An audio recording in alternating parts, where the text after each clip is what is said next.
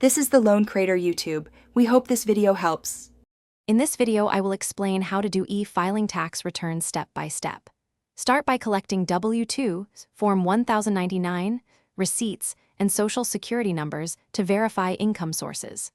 Create an account on your chosen e-file platform and secure it with a strong password. Enter personal details carefully and review each income line.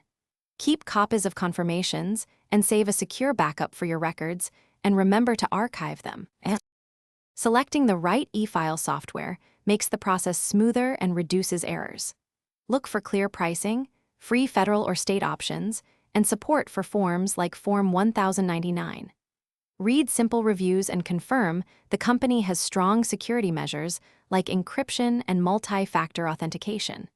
Ensure the interface guides you step by step so you can avoid omissions and speed up the filing process without stress. If you're finding this video helpful, please subscribe and like to support the channel. It really helps.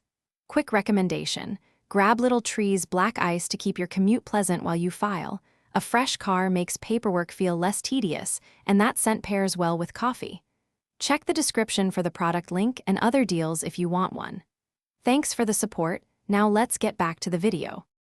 Follow a clear sequence to finish your e-file quickly and confidently.